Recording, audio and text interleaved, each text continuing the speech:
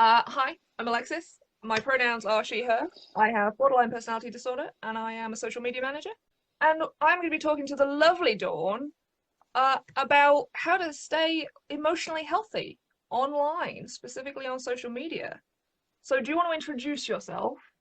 Yep, so my name's Dawn Walton. I am a therapist at Think It Change It, and I'm also a author, and I do speaking things. I've done a TEDx talk, and I love to waffle on. So if you ask me a question, I usually answer it at length. The thing that I'm really passionate about is just helping everybody realize that we're all screwed up. So I try and destigmatize mental health by actually making it as normal as we possibly can. So when I hear a mental health problem, I have a problem with that because it means 3 in 4 don't. And that is just not true. So I want to change the language to, here's my screw up. This is how it's affecting me just now. It's either getting in the way of my life or it isn't. And just make it a normal part of conversation to say, here's my screw ups and here's how they're getting in the way of life, rather than saying there's such a thing as a person who is screwed up and a person who isn't, which in my experience is clearly not true. Yeah, I think that's nice. And it ties in actually when I was talking to Catherine this morning, she was saying sort of similar that, everybody has stuff that we're dealing with, and it's just a matter of finding ways to deal with it. It's finding how you can create the life that you want and build a business or whatever you're doing around whatever your screw up is. It's not about saying, this is impossible, this is awful, I'm never going to be able to XYZ. Yeah, I think we forget too easily how amazing we are because we're all focused on this idea of perfection that we have. And then we all compare ourselves to everybody else that we think is this idea of perfection. And so we spend all our energy focusing on what we don't have instead of what we're able to achieve despite all the stuff. This idea that, oh, I feel really low, or I feel suicidal, or I feel this, and that's what we focus on, is that like it's some sort of failure, but actually it's a huge success that we feel that way and we keep going. That's the amazing thing, is that you can, despite feeling that way, still function. So this idea that people are broken is just not true. We all function amazingly well, especially considering some of the stuff that people go through. And let's change the way we look at this to say, look, there's no perfect version of you. I mean, you screwed up, get over it, right? You just have to accept which screw ups you're okay with living with. It's like my attention to detail is terrible. I have a rubbish attention to detail, and pretty much everything I post, you will find some sort of error. It'll be a typo or it'll be a grammar error, because I'm just impatient. I just love getting stuff out there. So it's the price I pay for creating lots of good content, is that my content has errors in it. If you've got a problem with that, you're going to have to get over it, because there is no perfect version of me. This is my flaw, and I'm cool with that, Yeah, that's interesting because I have basically the opposite. I'm trying to sort of embrace your flaw and just be like, no, it's okay. Just put it out there. Just put it out Yes. there. And if there's a problem with it, well, we can fix it later, or it'll just be fine. It's okay. It's the single biggest problem that stops people posting. If you look at two things that really stop people posting, one is kind of fear of failure, perception of messing up, and so most of our limitations are caused by needing it to be perfect before we put it out there, which means in a fast-moving environment, you typically miss the boat. It's the reason why most people haven't published a book. I've published 4 books in the last 7 years, because if I have an idea, I write a book, and I put it out there. If I say the same thing over and over again, I just think, oh, I'll just write a book, then everybody can read the same thing. But most people can't do that because they're self-editing all the way through writing. What will people think? Is this good enough? Or I'm making too many mistakes? There's a better way of doing it. So the single biggest limiter we have is that internal voice that says it needs to be perfect, and it doesn't. Because at the end of the day, what people read into your post is very different from what you write. It's very unique to them. So if somebody picks up on my grammar and has a real problem with it, that's their issue, not mine. That's that they can't get past grammar. Fine, if you can't get past grammar, I'm probably not the right person to follow, because you're going to get mad at my inaccuracies. But most people, it's like when they write book reviews, the book reviews they write only tell me what's going on in their head. It doesn't tell me anything about how good my book is. It tells me how it resonates with them.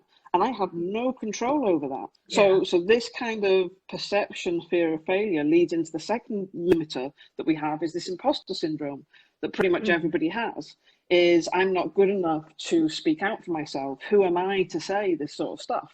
But the irony with imposter syndrome is you'll probably also be getting really mad at somebody else who doesn't know what they're talking about that's posting. So half of you is kind of going, I'm not good enough, I'm not an expert enough, how dare I say I am, whilst also equally getting mad at all the other people calling themselves experts, like they pretend like they know what's going on. And it's just that, which shows it's just internal. You're just winding yourself up because nobody cares. Everybody's busy in their own little world. Yeah. So it's realizing that it's that internal dialogue that's your limiter, nothing actually practical and real, and just accepting that you're not right for everybody. You know, the people that connect with you will connect with you, and there are people that won't like you, and that's fine, because it'd be really weird if everybody liked you. That is true. That is true. I still love that there's a Dita Von Teese quote, and she said that I'm going to bastardize it now. You can be the ripest, most juiciest peach, most delicious peach in the world, and there's still going to be somebody who doesn't like peaches. Yes. Yeah, absolutely. Like, that's it, isn't it? Like, you can't be for everybody. Even if you're perfect, you're not for everybody. No, and there is no perfect version of you. So it's deciding, well, which of my flaws am I okay with, and which of my flaws are actually limiting my life, limiting what I do. Because the flaws that are limiting your life, you find somebody, you get help, you sort them out.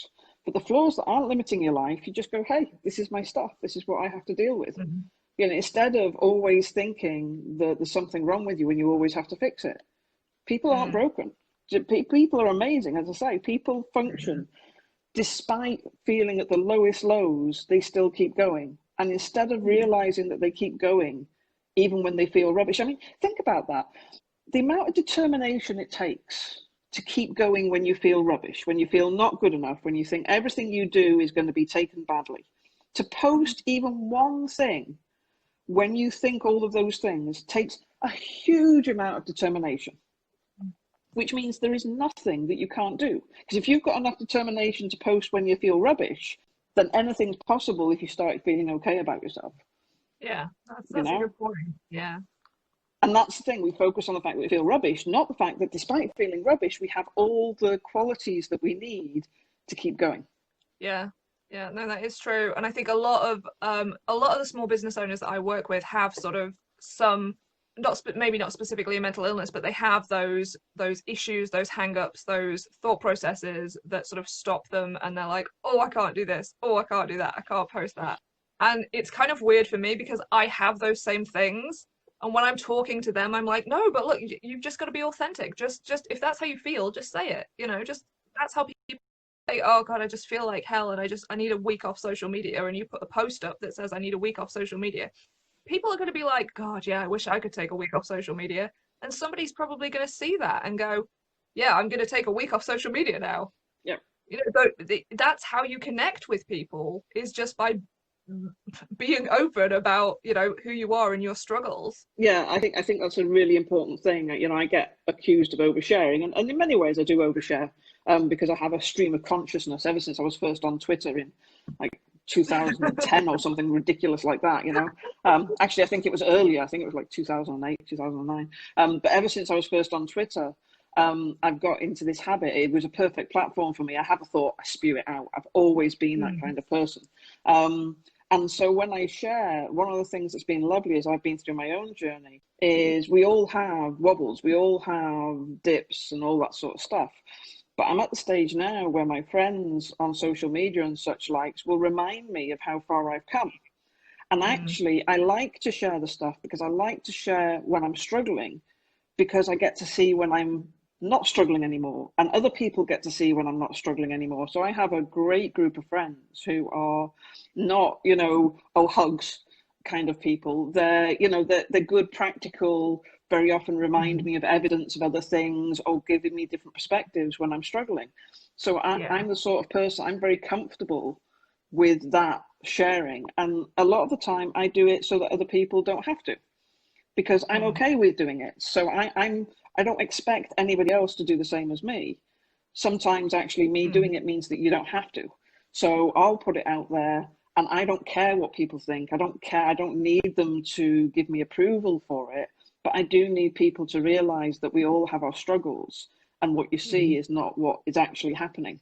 And I think it's really important to be real. So very often when I post stuff on my business Facebook page, it's the stuff which is more personal that allows people to pick up the phone or whatever and say, you know, I think maybe you're the person who can help me, because I think maybe you get what's going on, as opposed to I'm this official, supposedly knowing everything and will judge them for it. You know, the most common thing that people say in my testimonials is she's non-judgmental, because I don't actually care, you know, in the nicest possible way. I don't care what's going on in people's lives. What I care about is helping them make the best of being them.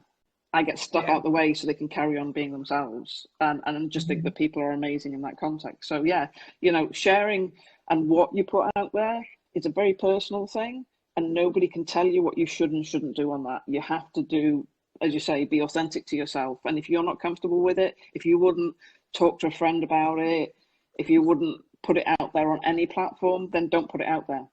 Use somebody else's. You know, one of the things that I find really useful, and especially with some of the more personal, is because none of my friends and family see that.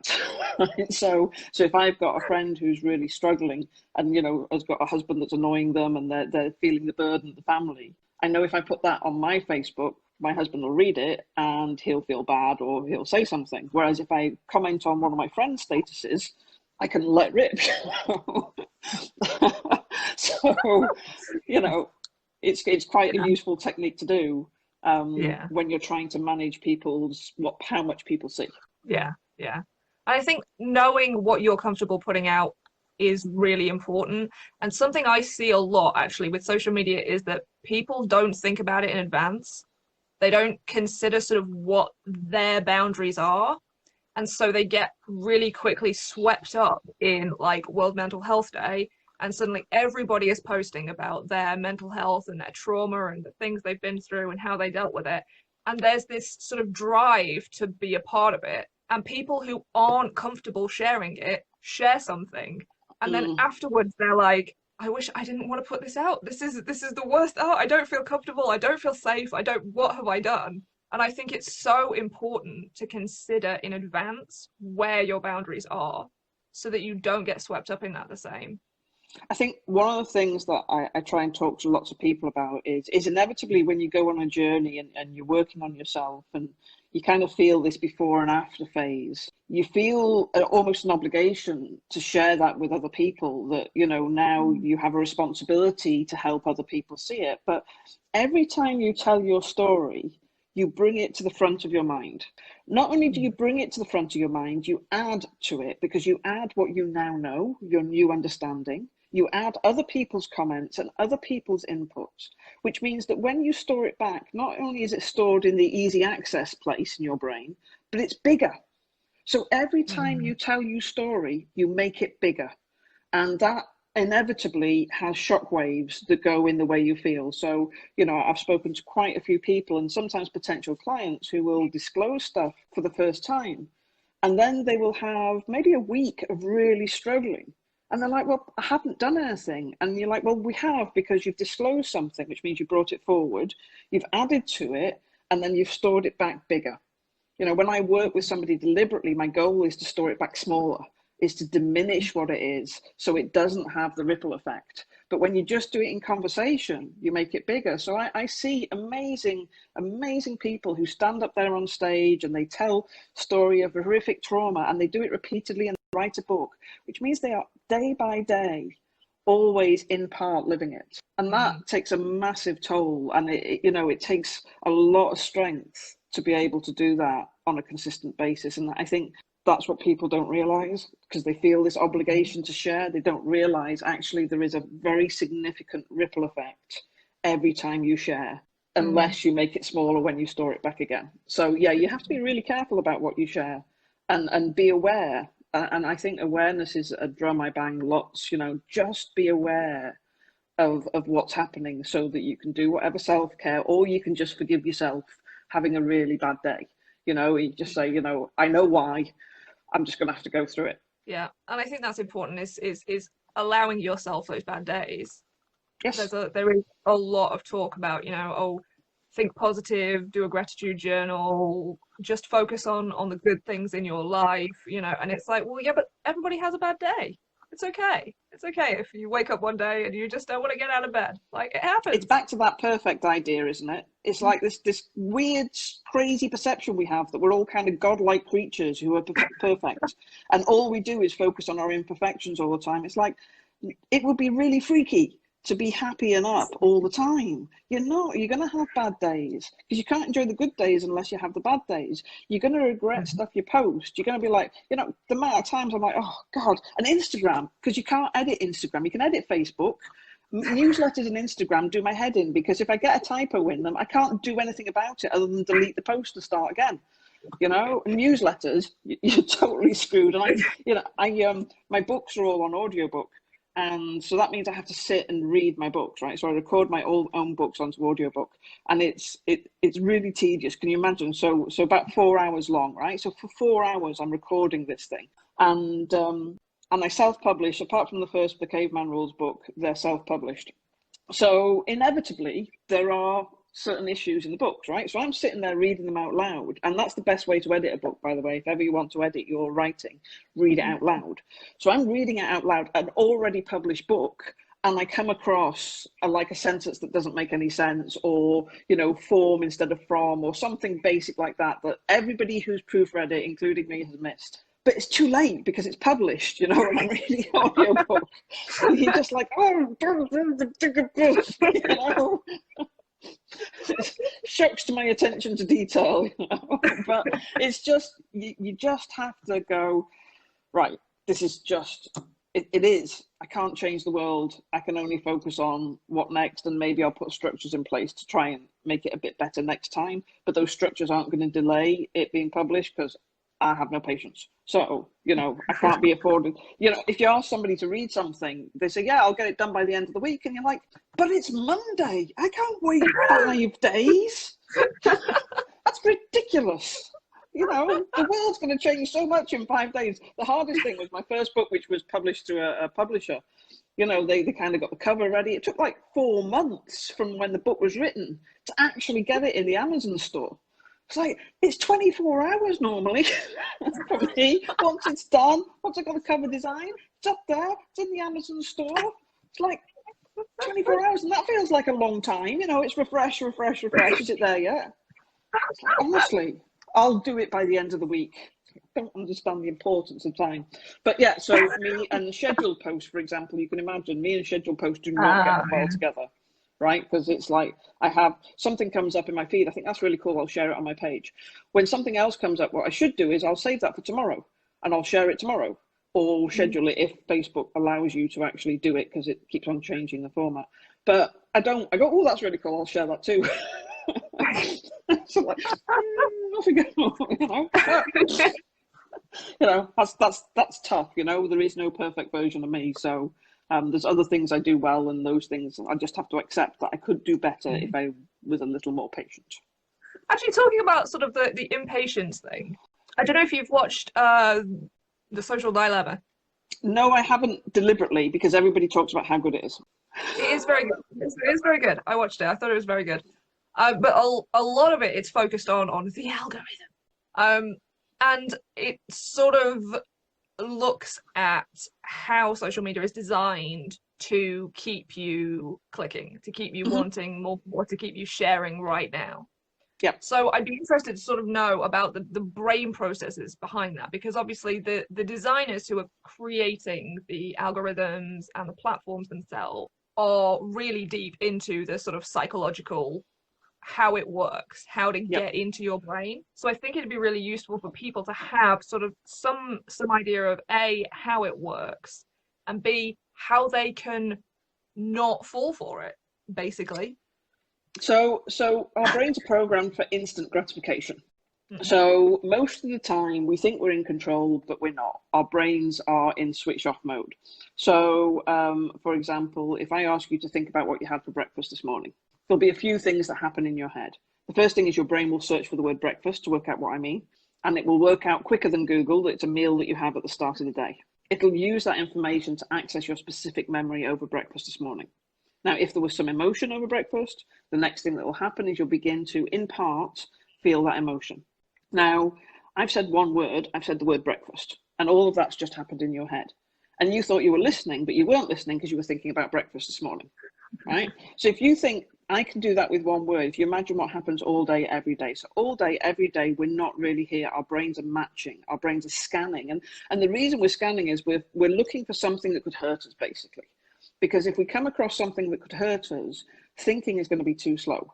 If you're attacked by a tiger and you stop and go, right, is this a good spear? Oh, I wonder if I can outrun it with these shoes on. It'll be chomping on you before you've run away. So your brain doesn't give you that chance. If there's a threat, your ability to think cognitively is disengaged and your subconscious takes over.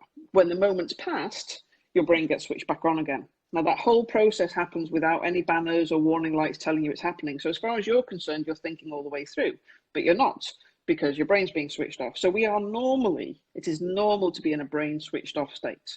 We just don't even realize that we're in a brain switched off state most of the time. So that means we're using our primitive, instinctive part of our brain for most things that we do. And that is based on instant gratification, because instant threat, instant response. So no matter what we think, so let's think about this as, you want to lose weight. So you want to eat healthier and you want to choose the right sort of foods, and you want to stay away from the wrong sort of foods. And you totally get, your brain logic totally get that's the right thing to do. But if something's in front of you and you're hungry, it doesn't actually matter what it is, you're just going to eat it, because the instant gratification is going to take over. You're then going to feel really bad and beat yourself up for what you did when your brain was switched off, not realizing that it wasn't in your control. So this idea that we have, that we are cognitive, rational, logical beings, is the thing that's the flaw here. We are just instinctively reacting. Now, if you then look at the concept of addiction, the idea of using a substance or a thing to serve a purpose. So that's what an addiction is. It's where you're using a thing to serve a purpose. The purpose will either be to create a feeling that you can't get without the thing, or to escape from a feeling that you can't escape from without the thing. So let's imagine we have a button on the wall, and if you press that button, you'll feel better. You'd be kind of crazy not to press the button, right? Now, you can do things to stop yourself pressing the button. You can sit on your hands, you can walk into another room, but eventually you'll just come back and press the button. And that's what an addiction is. So an addiction to technology is the same as any addiction to anything. So the need that you get met by connecting, by following links, by seeing what other people are doing in their lives, that's a need. And that's a need that is an instant gratification need. And as long as you have that need, you will do what is necessary to meet that need. And then all the algorithm does is play on that kind of instant clickbait, all of that sort of stuff. And then it draws you in. And it's really interesting when you think about it, because it's like if you think about when people used to smoke, which they don't very much these days, but a lot of people used to not want to give up smoking because they didn't want to put on weight. And the thing is, if smoking was been banners everywhere saying smoke more, lose weight, right?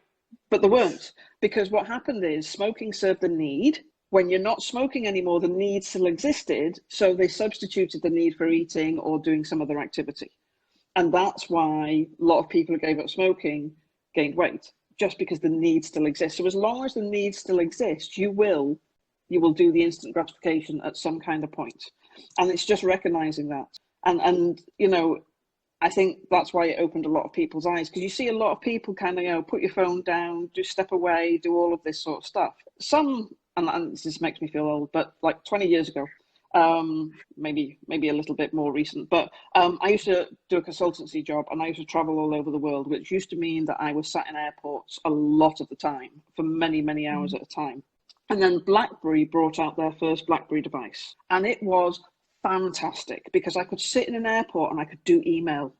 I would spend those hours, instead of in going home and having to log onto my computer and dial up and do all of those sort of things, I could do my emails while I was out and about. And ever since the first BlackBerry, I have loved having my technology because it allows me to keep in touch with people. And I'm very aware that it's keeping me in touch with people, and it's my choice. When I became a therapist, it's my choice to respond to people as quickly as I want to respond, and to try and respond instantly, because I recognize that somebody might be kind of scanning everywhere And if I don't get in there as a quick response, I might miss the chance. So I make the choice to be responsive, but I'm very aware I'm making that choice.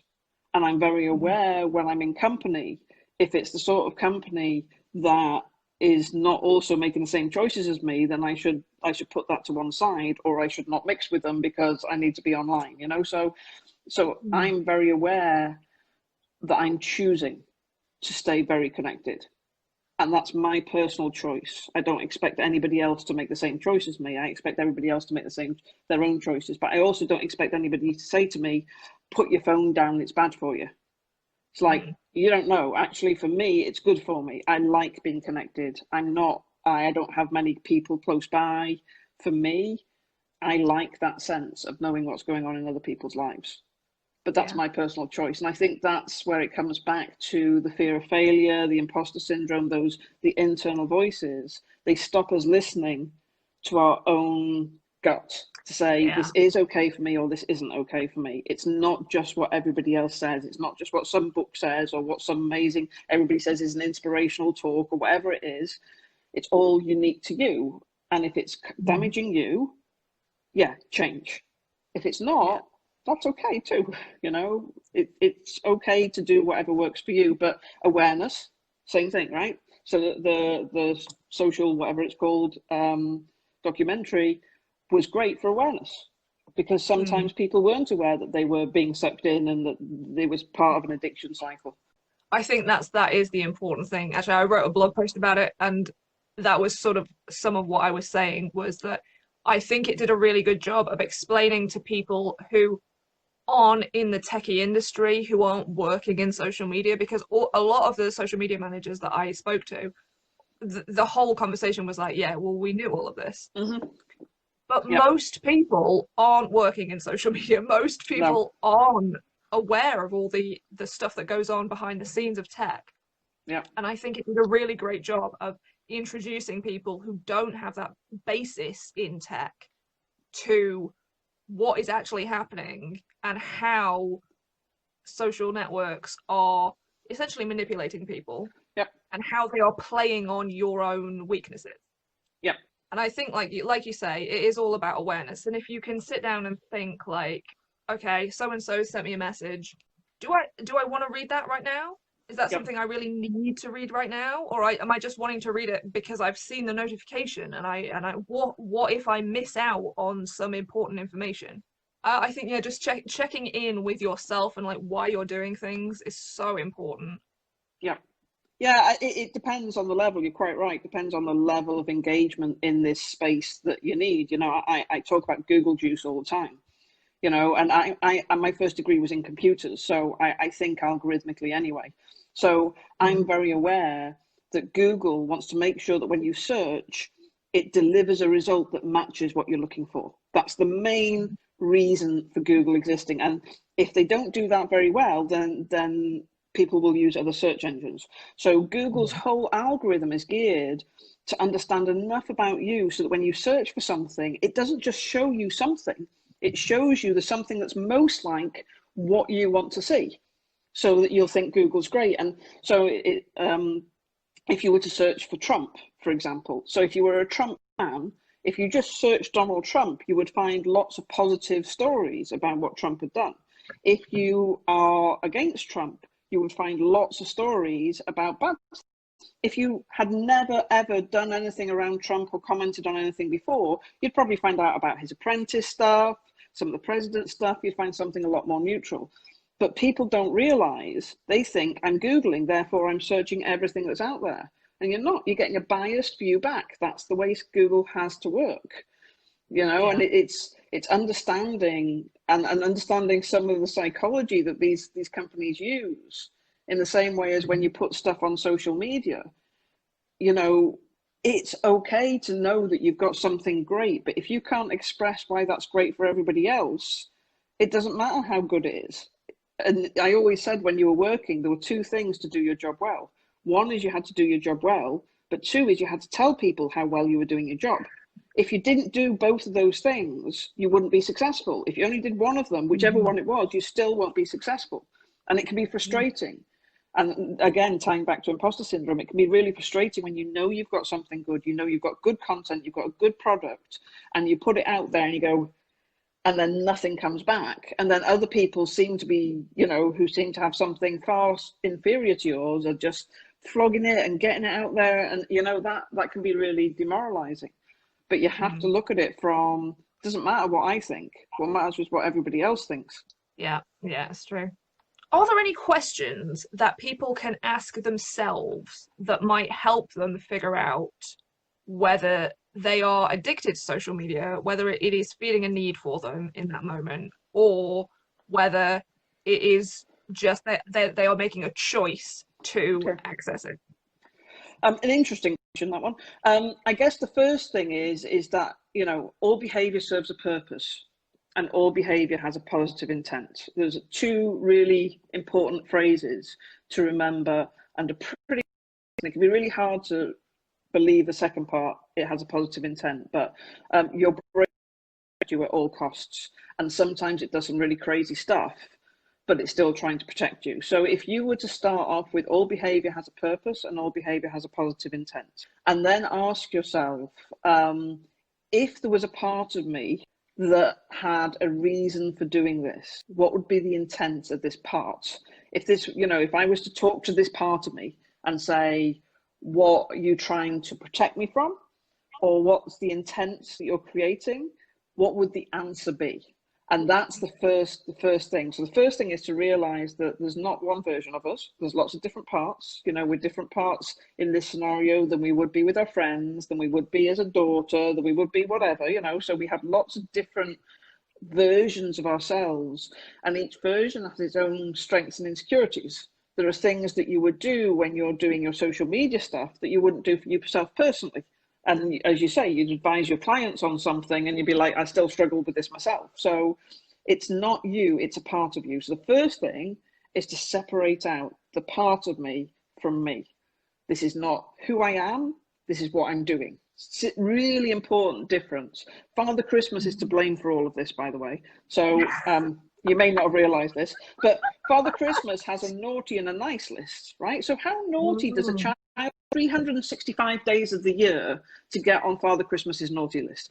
And how many parents in July say to the kid, you're being naughty, Father Christmas isn't going to bring you any presents, right? So we don't say you have naughty behavior, we say you have naughty kids and good kids. And there's a difference. You don't have naughty kids, you have naughty behavior. And there's a very big difference, because naughty behavior can be changed. A naughty kid technically can't. So separating out who I am from what I do is a first very critical step. So creating parts allows you to have what you do different from who you are. And what you do is based on your circumstances and is meeting a need in those circumstances. So getting to the bottom of what need is being met by this part of me allows you to either change the part or change the circumstances, which is a lot more manageable than I'm broken, I need to fix me. Yeah, I think that is really helpful. It's something that's been helpful for me as well, generally, has been to separate out, like, I have this behavior versus I am this person. Really huge difference. Yeah, even with sort of like mental health behaviors, like rather than I am an anxious person, like I am experiencing anxiety. Absolutely. It makes such a big difference. When that part takes over, you have your toolkit, don't you, for helping you get through those days. When that part, it's not you, when that part appears and is dominating, then you have the toolkit for helping that part back off again and let you come back in and carry on. And that's it. All comes down to parts at the end of the day. I mean, it sounds very schizophrenic, really, but it's really, I think we all are, essentially. We've all got these different voices in our heads. So, or the people who say they haven't got voices, they've still got different parts of them. So, we all have different parts who behave differently at different times. And it's back to this, there's no perfect version of you. Just get over it. This just doesn't exist. So if you've got a part of you that's doing a behavior that's getting in the way of your life too often, work on it. But if it isn't, live with it. It's cool. That's my thing. That's fine. Yeah. You know, so just stop making it all about you. You're not a god. You are not that powerful. You don't affect everything in the world. There's stuff and there's you, and they're different. Yeah. And I think when it comes to social media, I think the separating out as well, I think is helpful, because you can, it's very easy, especially in the current climate, I think, to have this really negative view of if you are addicted to social media. Like, you are a flawed human being because you have fallen for this social media thing. Yeah. But actually, if you, like you're saying, if you separate that out and you just say, like, this isn't about me as a whole person. I have this response to social media because whatever it is for you. And so I need to address that thing or Yeah. these things so that I can make a choice how I interact with social media rather than being driven by whatever Facebook or anybody else wants me to do. Exactly. And that's really hard. I mean, I know this is a massive thing to do, to be that kind of authentic you, to make your own choices without needing approval, without listening to others, especially when you're unsure of yourself and you've never done something before. You're looking for somebody to tell you what's right and wrong. And as I'm sure everybody's experienced, everybody will tell you something different. So trusting yourself is really hard. And when you've got a fear of failure and you think you're rubbish at everything, then trusting yourself is pretty much impossible. So, you know, it's not a simple, we'll just do it kind of thing. But if you're aware of it, if you're able to separate out stuff from me and circumstances from me, and you can categorize, well, there's social media, and I have challenges with this just now. Yet is a really important word with most of these things. You know, I haven't kind of cracked it yet. Then what do I need to do? And is that kind of part present in other parts of my life? And is it limiting maybe other parts of my life? So if I could sort that part out, not only would this help, but it would help this part as well. So, you know, we've got our screw ups. We've all got our screw ups. Let's work out which ones we're okay with keeping and which ones are actually really limiting us. So we need to work on.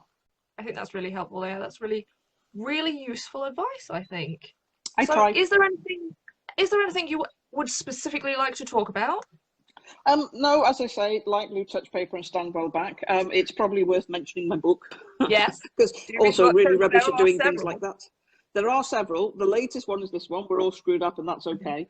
This one's a bit more personal than the other ones. I got to the stage where trying to use client case studies I thought was a bit tricky. So I just used all my own examples, and I have loads. So it was really easy.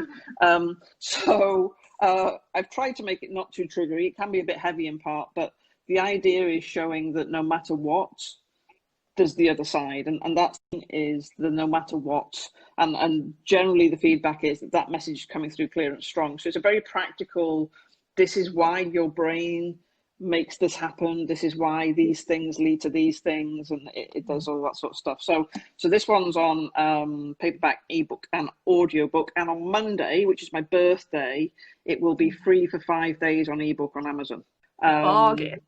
Bargain, yes. No excuses not to download it. Free is always a bargain. But yeah, the audiobook is also me narrating this, as we discussed before. The other books, I have 2 books that are for, they're kind of aged 8 and upwards. And when I say upwards, up to like 100 plus, you know, adults enjoy them.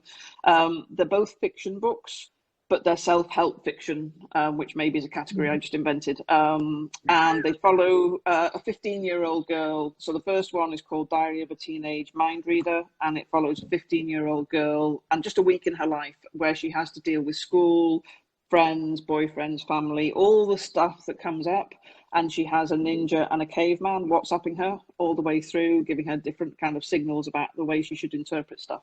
Book is a follow-up, Diary of a Teenage Time Traveler, where the same girl actually travels around into her friends' bodies at different ages that they were at, her own body at a different age, to give her a different perspective on things like that. So they're kind of fun and light, but they're also important messages in them. They deal with body dysmorphia and all sorts of stuff like that. And then the first book is the published book, The Caveman Rules of Survival, which was the first book that I put out there, which is very similar to We're All Screwed Up, but not quite so personal. And it's kind of a foundation for it. So there's lots of options. There are.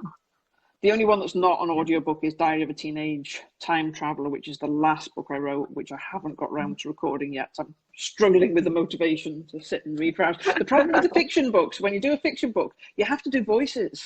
And, you know, with the other book, it's okay, but with the fiction book, so I have to remember what voice these people have. And then you're reading the sentence and then you're like, oh, that wasn't that person. I've just done the wrong voice for them. And then you have to go back and it's just, I mentioned I don't have a great attention to detail. So the idea of doing that is a little overwhelming for me. I quite like the idea of sort of fiction self-help, though. I think it makes it more accessible.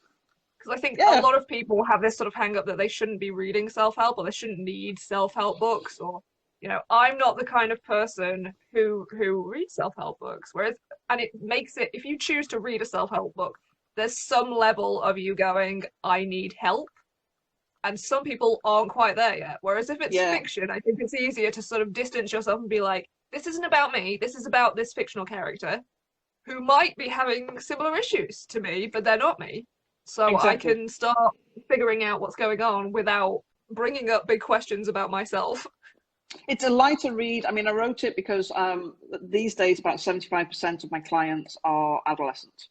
So aged 8 and upwards. So 8 to 16, about 75% of my clients are 8 to 16-year-olds at the moment. And, you know, they're not going to read self-help books and that kind of stuff.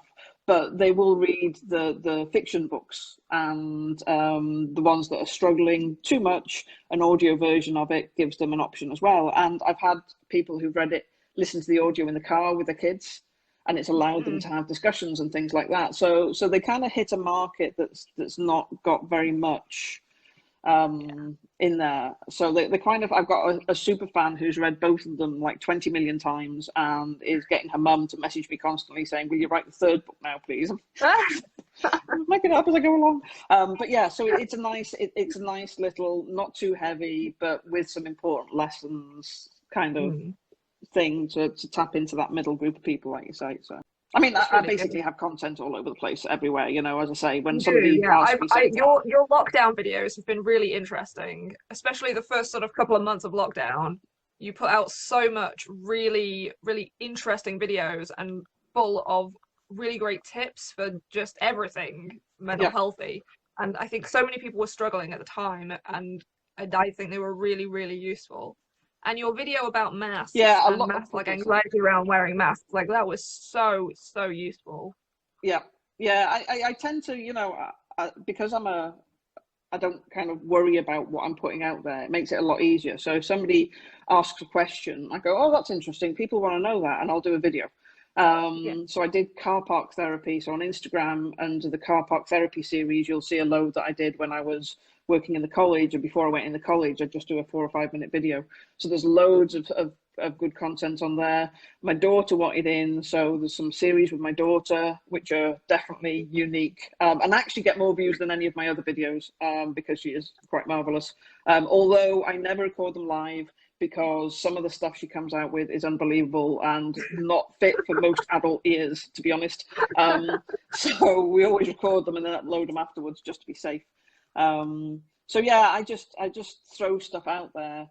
If I have a thought, I put stuff out there. Sometimes it rings true, sometimes it's not really relevant, but it doesn't really matter because it's something for everybody. And yeah, during the lockdown, I thought, you know, we're all stuck here. Let's just talk about what everybody's talking about and put it out there. Because just, again, awareness, right? Sometimes it's just knowing that what you're experiencing, other people are experiencing. Sometimes that's just enough to be able to deal with it. When you think you're going mad and when you think everybody else has got their stuff together and it's just you, then it makes it harder to cope with it. Whereas when you think, oh yeah, everybody's got this motivation dip, not everybody's baking banana loaf and, you know, going on 10-mile hikes, you know, everybody is just kind of, I can't even get off the sofa today. Then it makes it okay to not get off the sofa today because it's not just you. So yeah, I try and put them on series on Instagram, so that they're easily accessible at a later point. I will drop links and all of that good stuff in the caption so that people can click around and find all of your amazing content. Cool stuff. Well, thank you very much for joining me. It was very interesting. Most welcome. And have a lovely weekend. You too.